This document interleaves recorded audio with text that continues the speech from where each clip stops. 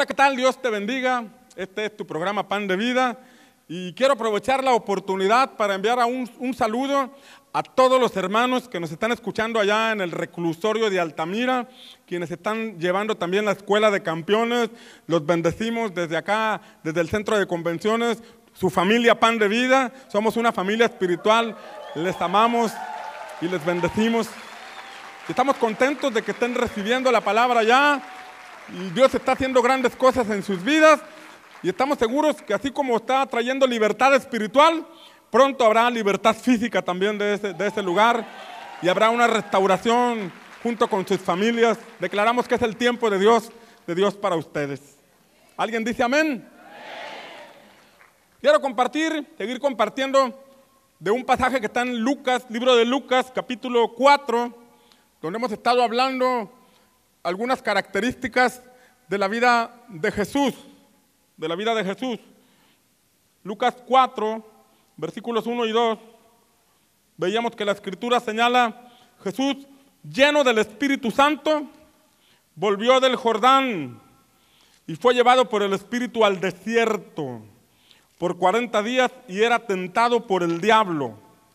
Y no comió nada en aquellos días, pasados los cuales tuvo hambre. ¿Qué tuvo Jesús?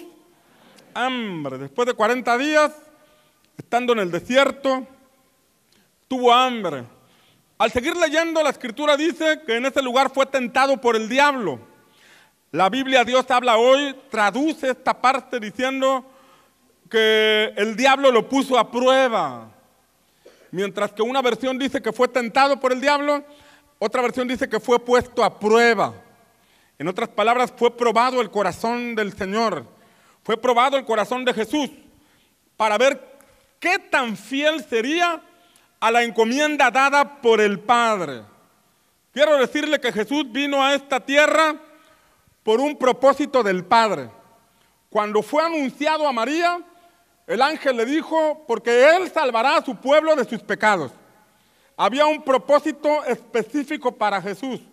Había un propósito claro de parte del Padre para Él. Había una asignación que Él tenía que cumplir. Y para poder salvarnos de nuestros pecados, Él necesitaría ir a la cruz. Y en esa cruz Él debería ir sin pecado. De nada hubiera servido que Jesús hubiera muerto en una cruz si hubiera pecado Él. Con pecado, Él no hubiera sido el Cordero de Dios sin mancha que quita el pecado del mundo. Él necesitaba ser el Cordero perfecto. Durante 33 años fue tentado en todo, pero jamás pecó. Llegó a la meta, llegó a la cruz, y al llegar a la cruz y morir en aquel lugar, antes de morir dijo, consumado es. Durante 33 años me guardé en la encomienda que el Padre me dio. Durante 33 años viví en santidad. Durante 33 años me guardé. ¿Para qué me guardé? Para darte vida a ti, para darte vida a ti, para darnos vida a todos aquellos que pongamos nuestra confianza en Jesús nuestro Señor. ¿Alguien dice amén? 33 años y llegó a ese lugar. Pero vemos en este pasaje que el diablo vino a probarlo. En este sentido, las tentaciones que el diablo le puso a Jesús pondrían a prueba las convicciones de Jesús. ¿Qué tanta convicción había en él? ¿Qué tanta convicción había en el corazón de Jesús? ¿Haría su voluntad o haría la del Padre? ¿Bajo cualquier circunstancia haría la del Padre? Muchos de nosotros cuando venimos a Cristo podemos decir, de ahora en adelante voy a hacer la voluntad de mi Padre. Pero en el camino nos encontramos con dificultades, con circunstancias extremas. Y de pronto esas situaciones prueban nuestro corazón. ¿Qué tan fieles seríamos a Dios? ¿Qué tan fieles seríamos al Padre? ¿Qué tan fieles seríamos en continuar adelante bajo la presión, bajo las circunstancias que estuvieran levantándose en nuestra vida? En ese contexto, apenas Jesús iba a empezar su ministerio y la prueba se le presentó. Apenas iba a empezar a caminar en el propósito del Padre, apenas iba a empezar a predicar el Evangelio, a traernos el Evangelio del reino, y de inmediato se levantó la prueba, se presentó en su camino. A lo largo del camino habría diversas situaciones que el diablo levantaría para tratar de detener a Jesús y de su propósito de salvarnos. Todos nosotros somos tentados y probados en ese mismo sentido. El enemigo se levanta para que nosotros vivamos de acuerdo a su voluntad o a nuestra propia voluntad pero contra lo que el enemigo va a tratar de luchar y quitarte, es que él va a tratar de robarte tu propósito. Él va a tratar de que vivas en esta tierra desorientado. Él va a tratar de que vivas en esta tierra fuera de la voluntad perfecta del Señor. Él va a tratar de descarrilarte del camino por donde Dios te lleva. Pero bendito sea el Señor que nos ha dado su Espíritu Santo, el Consolador, el poder de Dios actuando en nuestra vida y a nuestro favor. ¿Alguien dice amén? Por eso Jesús, antes de empezar su ministerio, tuvo que ir al Jordán, y al ir al Jordán, dice la Escritura que orando el cielo se abrió y vino sobre él el precioso Espíritu Santo de Dios. Orando el cielo se abrió. Levante sus manos y repita conmigo: orando el cielo permanece abierto sobre mi vida. ¿Alguien lo cree? Entonces Jesús hizo la voluntad del Padre y mostró de esta manera, mostró quién era el que tenía autoridad sobre él. Leemos en Jeremías capítulo 1, versículo 5, que el Señor le dio una palabra al profeta Jeremías. Y dice la Escritura en Jeremías 1:5: antes que te formase en el vientre, te conocí. Y antes que salieses de la matriz, te santifiqué. Y te di por profeta a las naciones. Antes de que fueras formado, el Señor le está diciendo: te conocí. Antes de que fuera formado en el vientre de su madre, Jeremías fue una idea de Dios, fue un plan de Dios, fue un proyecto de Dios. Voy a traer a la tierra a un hombre que será profeta, en el caso de Jeremías. Voy a crear a un hombre en el vientre de una mujer para que venga a la tierra y profetice a la nación de Israel. Había una asignación específica para Jeremías. Había un plan específico para Jeremías. Antes de que fuera concebido en el vientre de su madre, estuvo en la mente de Dios, estuvo en el plan de Dios, estuvo en la idea, en el proyecto del Señor de traer a la tierra a un hombre llamado Jeremías. Pero no solamente fue un proyecto, sino que cuando estuvo en el vientre de su madre, dice la Escritura que el Señor lo santificó. Lo santificó, quiere decir que lo consagró. Nosotros no nacemos con pecado. Nosotros no nacemos con maldad, nosotros no nacemos desorientados, nosotros nacemos consagrados para el Señor. ¿Alguien lo cree? Nacemos con un propósito específico de parte del Señor. Dice la Escritura que Dios le dijo a Jeremías: no solamente te conocí antes de crearte, no solamente te santifiqué en el vientre, sino que te di por profeta a las naciones.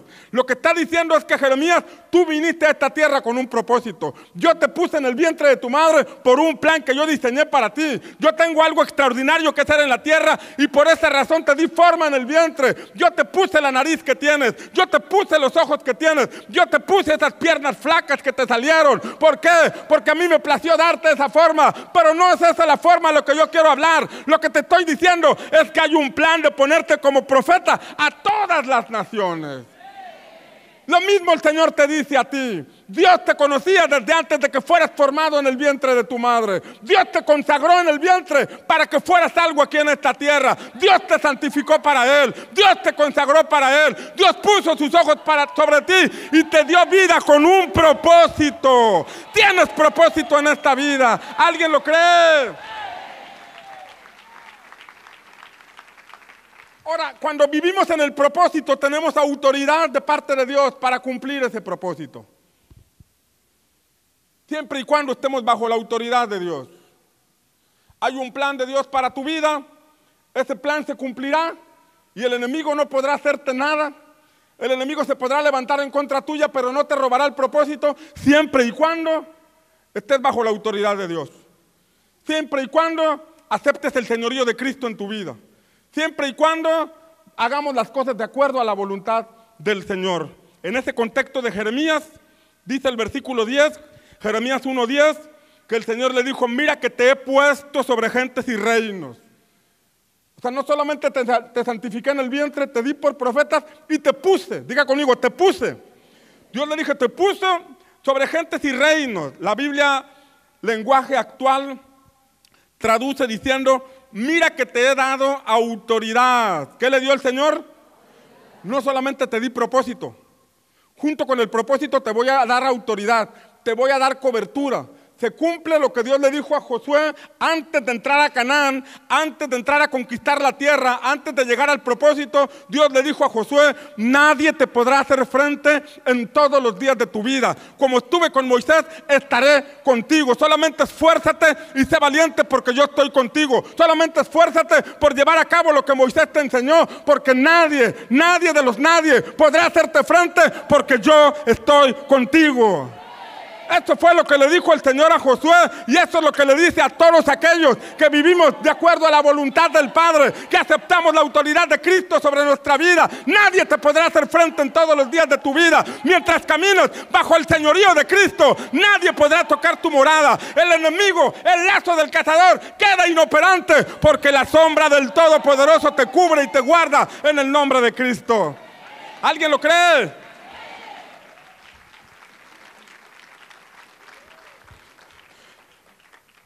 Entonces, todos venimos por voluntad divina.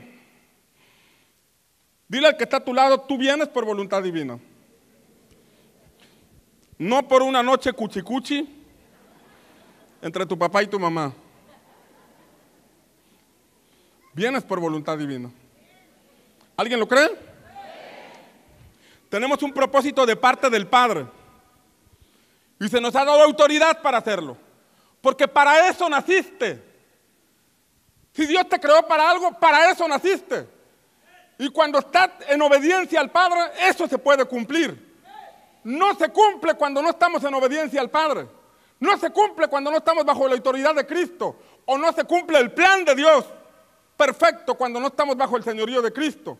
Pero cuando entendemos que nacimos para algo y que eso solamente lo podremos lograr a través de Cristo, entonces la autoridad de Dios nos cubre y el maligno no nos toca. La autoridad de Cristo nos cubre, nos guarda, los ángeles del Señor nos guardan y el maligno no nos toca. ¿Alguien lo cree? Pero para eso requerimos obediencia al Padre, que Cristo sea nuestro Señor, estar bajo su autoridad, para que entonces el enemigo esté bajo la autoridad de nuestro Señor Jesús, bajo nuestra autoridad en el nombre de Cristo. Ahora, aquí viene una pregunta: ¿quién es el que tiene autoridad sobre nuestra vida? ¿Quién es el que verdaderamente maneja nuestra agenda? ¿Quién es el que mueve nuestras emociones? ¿Quién es el que nos marca el paso a paso en nuestra vida diaria? Vemos que Jesús fue llevado por el Espíritu al desierto para ser tentado por el diablo. Fue llevado a un lugar difícil. Fue llevado a un lugar extremo. 40 días sin comer. Tú un ayuno de mediodía y ya andas viendo el cielo.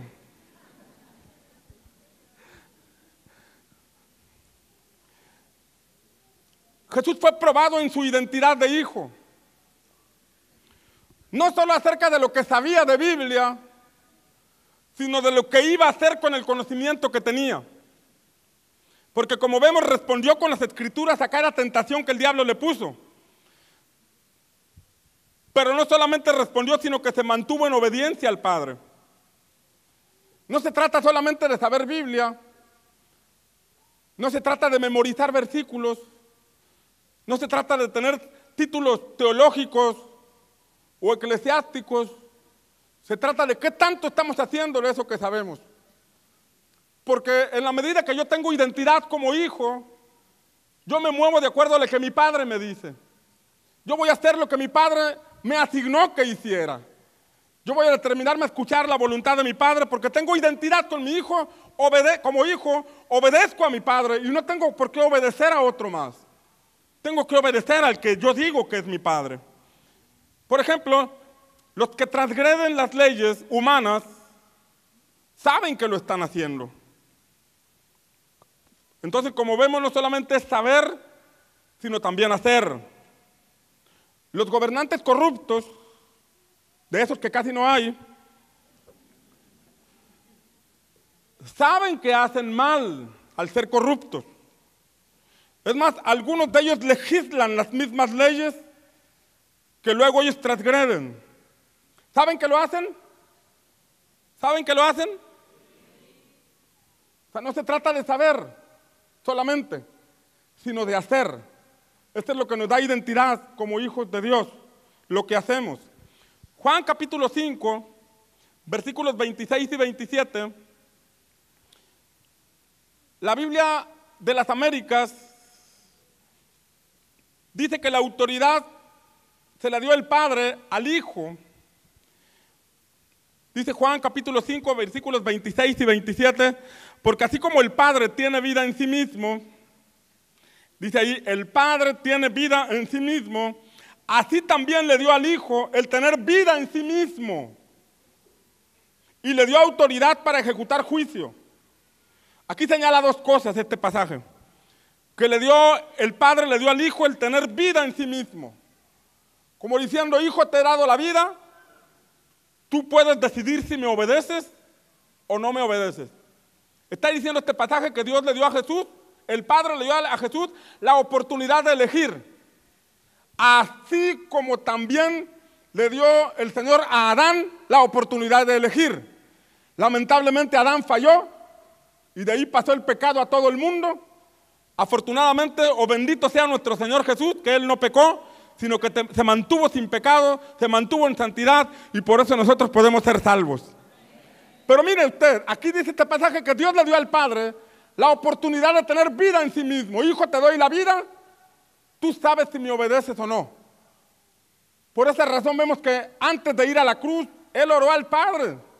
Señor, si hay forma de brincarme este trago amargo, porque en otras palabras, si Él determinaba no ir a la cruz, pues no iría a la cruz. Pero entonces todos nosotros nos hubiéramos perdido. Jesús pudo haber elegido vivir una vida normal como tú y como yo. Jesús pudo haber elegido vivir una vida diferente, haberse dedicado a ser carpintero como su padrastro José, haber hecho otro tipo de actividades, pero Él entendió que vino a la tierra con un propósito claro del Señor, un propósito claro del Padre, y por esa razón Él vivió bajo la voluntad de nuestro Señor. Pero aquí dice que Dios le dio la autoridad, el Padre le dio la autoridad a Jesús de tener vida en sí mismo. Y también le dio autoridad. Diga conmigo, le dio vida y le dio autoridad. O sea, además de darle la vida y la oportunidad de elegir, también le dio la autoridad. La autoridad de parte del Padre para hacer milagros. La oportunidad para hacer, la autoridad para sanar enfermos. La autoridad para hacer milagros, multiplicar panes, multiplicar peces. ¿Cómo iba a usar esa autoridad Jesús? ¿Cómo iba a usar esa autoridad que el Padre le había dado? Podría haberla usado para lucrar, podría haberla usado para hacerse famoso Él, pero en lugar de esto lo que Él buscó fue hacer siempre la voluntad del Padre. Cuando trataron de hacerlo rey, Él mejor se apartó, porque no quería que la gente pusiera su mirada en Él, sino que quería que pusieran la mirada en el Padre. ¿Está aquí conmigo? Entonces, Jesús estaba en esta tierra, enviado por el Padre, y vino a buscar y a salvar lo que se había perdido. Diga conmigo, vino a buscar y a salvar lo que se había perdido. Dice lo que se había perdido. No dice a los que se habían perdido. Dice lo que se había perdido. Vino a buscar y a salvar. En ese momento en que se encontraba Jesús pasando hambre, en ese momento en el desierto, después de 40 días, donde estaba experimentando necesidad, Él pudo haber tomado otro camino. Él pudo haber hecho lo que el diablo le decía de orar por aquella piedra para que se convirtiera en pan. Sin embargo, Él decidió no hacer caso a ese señalamiento que el diablo le estaba diciendo, porque Él sabía a lo que venía. Diga conmigo, venía a buscar y a salvar lo que se había perdido. Ahora, cuando Jesús estaba en el desierto y viene el diablo y le dice, si eres hijo de Dios,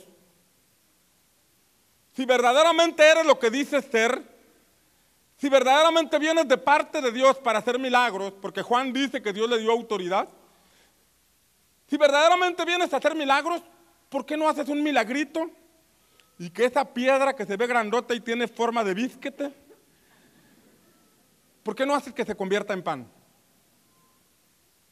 O sea, si verdaderamente haces milagros, Jesús, ¿por qué no haces que esa piedra se convierta en pan?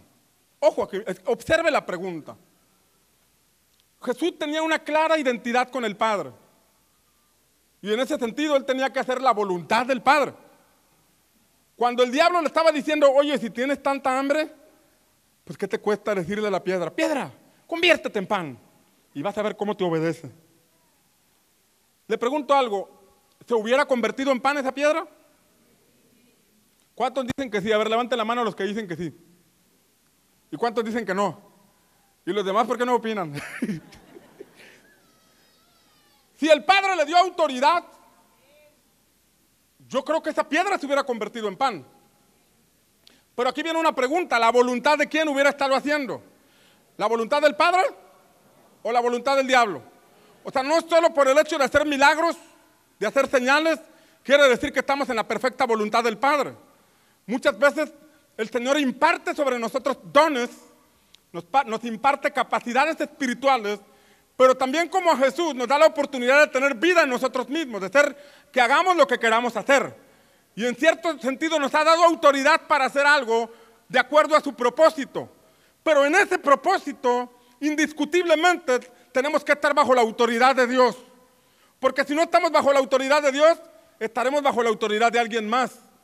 Yo podría estar sirviendo en algún área de mi vida, pero ¿quién es el que tiene autoridad sobre mi vida?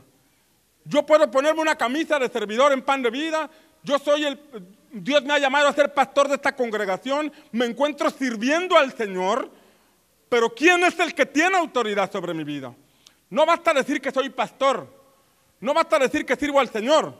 Yo en lo personal debo examinar quién es el que maneja mi agenda, quién es el que mueve mis sentimientos, quién es el que mueve mis emociones, quién es el que establece mis prioridades, porque ese que establece todas esas cosas es verdaderamente el Señor en mi vida. Aquel que maneja mi agenda, que controla mis sentimientos, emociones, decisiones, ese es el Señor de mi vida. Entonces no basta con decir yo hago milagros, yo sirvo, yo hago señales, mira, yo he hecho fuera demonios, no basta eso. Necesitamos caminar bajo la autoridad de nuestro Señor. ¿Alguien dice amén? Entonces el diablo estaba incitando a Jesús a que hiciera algo por sí mismo sin consultar al Padre. Ora por esa piedrita, mira, tiene cara de bisquete. Le vas a poner mermelada arriba. Entonces lo estaba llevando, fíjate bien, lo estaba llevando a hacer uso de su autoridad como hijo de Dios para ordenarle a esa piedra que se convirtiera en pan. Lo estaba incitando a hacer su propia voluntad, como diciéndole, ¿eres hijo de Dios? Entonces tienes autoridad para hacerlo. ¿Por qué no lo haces? Ahí estaba Satanás probando el corazón de Jesús. Ahí estaba Satanás probando el corazón de nuestro Señor Jesucristo. ¿Le había dicho el Padre que convirtiera esa piedra en pan? ¿Verdad que no? ¿Tenía hambre Jesús? Sí, tenía hambre. ¿Y era una justificación esa hambre para orar por la piedra? Es una justificación la necesidad que a veces podemos estar presentando para hacer cosas que nos incitan a salirnos del camino. Es una justificación que no tengo dinero para robar. Es una justificación que mi padre me agreda para yo también responderle agresivamente. Es una justificación engañar al cónyuge porque también el cónyuge lo está engañando. De ninguna manera. Cuando entendemos que hay que darle obediencia total a nuestro Padre para permanecer en autoridad y ser libres de la serpiente, comprendemos la necesidad de obedecer a Dios en todo. Diga conmigo, en todo. La obediencia total a Dios no es algo que debemos tomar con ligereza. Es algo que debemos operar en todos los ámbitos de nuestra vida. Cuando te vayas a comer unos tacos con bastante gordito y un refresco de 2 litros con bastante azúcar, aunque estés sudando esa coquita, pregúntale al Espíritu Santo, Espíritu Santo, ¿hay algo provechoso en este alimento que me voy a comer? Diga conmigo, ay, ay, ay. ¿Quiere Dios que usted se cuide su cuerpo o no? ¿Sí o no? ¿Y entonces por qué anda tomando eso? ¿Verdad que sabemos que esos productos hacen daño al cuerpo? ¿Y por qué te los tomas? O sea, fíjate cómo en pequeños detalles que sabemos que nos hacen mal, a veces se nos hace fácil y lo tomamos con ligereza el asunto de descuidar nuestro cuerpo. Y no estamos dando un anuncio en contra de las refresqueras, ¿no? Estamos anunciando acerca del cuidado del cuerpo, de cuidar el templo del Espíritu Santo. ¿Alguien dice amén? Entonces, necesitamos tener discernimiento, porque el enemigo va a tratar de operar en algunos ámbitos de nuestra vida, tratará de esclavizarnos y hará con nosotros lo que le plazca. Entonces, así como Jesús fue enviado por el Padre con una misión, diga conmigo, fue enviado con una misión y se le dio autoridad. Así como Jesús fue enviado con una misión y se le dio autoridad para hacer lo que se le encomendó, nosotros también fuimos creados por Dios. Tenemos una misión especial y se nos ha dado autoridad para hacerlo. ¿Alguien dice amén? Ahora, la pregunta es, ¿por qué el diablo buscaba ponerse en autoridad sobre Jesús? Porque de manera discreta, fíjate bien, de manera discreta, el diablo estaba tratando de que Jesús hiciera lo que él estaba diciendo. Ora por la piedra. Y después del milagro por la piedra le iba a pedir que hiciera otra cosa. Y ya discretamente, sutilmente, lo estaba conduciendo por el camino de la voluntad del diablo, fuera de la voluntad del Padre, aunque no hubiera haciendo milagros. ¿Sí me explico en esta mañana? Entonces, era un hilito muy delgado. El diablo buscaba ponerse en autoridad sobre Jesús. Quería manejarle su agenda. Mira, ora por esa piedra. Ahora ve a orar por una persona. Ahora ve a hacer este milagro. Y así sutilmente iba a tratar de meterse en la agenda de Cristo. El diablo sabía el propósito que el Padre tenía para Jesús. El diablo sabía que Jesús tenía como destino ser el rey de todo. De todo. Y por eso el diablo quiso ponerse en autoridad sobre él para dirigirlo. Antes de ser desechado del cielo, el diablo fue un ser angelical, conocido como Luzbel. Fue un ser, un querubín protector. Sin embargo, ese querubín protector quiso ocupar el trono de Dios. Ese querubín protector quiso ocupar un trono que solo le corresponde a Dios nuestro Señor.